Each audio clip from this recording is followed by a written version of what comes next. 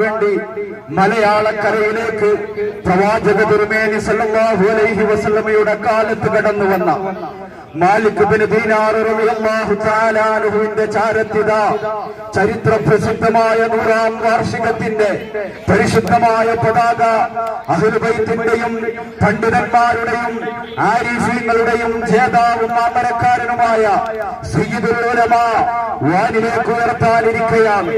പരിശുദ്ധമായ പൈതൃകം അഹ്ലുസ് സുന്നത്ത് വൽ ജമാഅത്ത് 14 നൂറ്റാണ്ടായി കൈമാറി വന്ന പൈതൃകം, ആ പൈതൃകത്തിന്റെ മഹനീയമായ പാരമ്പര്യം പേറിക്കൊണ്ട് അല്ലാഹുവിന്റെ ദീനിന്റെ യഥാർത്ഥ വഴിക്ക് മുഖ്യധാരയിലൂടെ ജനങ്ങളെ നയിച്ച മഹിതമായ പ്രസ്ഥാനം, അതിന്റെ ഉള്ളും പുറവും വിവരിക്കാൻ വേണ്ടിക്കൊണ്ടാണ് ബഹുമാനപ്പെട്ട ഉസ്താദ് അവർ ഇവിടെ എത്തിയിട്ടുള്ളത്.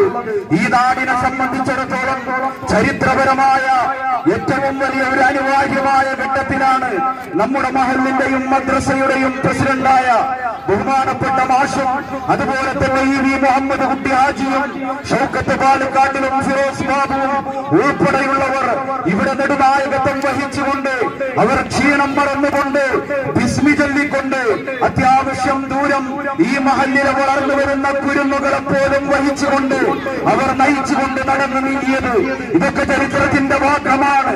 അതുകൊണ്ട് പൂർവസൂരികൾ ഈ മഹല്ലിന് ഏറ്റവും വലിയ പരവതാനി വിരിച്ചു തന്നിട്ടുണ്ട്. ബഹുമാനപ്പെട്ട PS എന്ന നാമം ഇവിടെ മായ്ക്കാൻ കഴിയില്ല.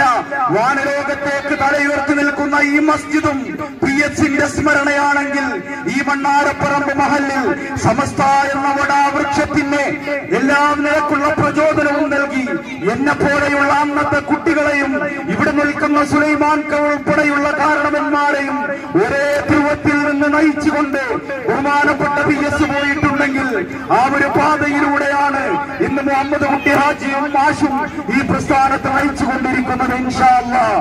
അതുകൊണ്ട് ഈ ചരിത്രത്തിന് സാക്ഷിയാകാൻ വേണ്ടി ഇവിടെ ഒരുമിച്ച് കൂടിയ എല്ലാവരെയും മുത്തകണ്ഠം പ്രശംസിക്കുകയാണ്.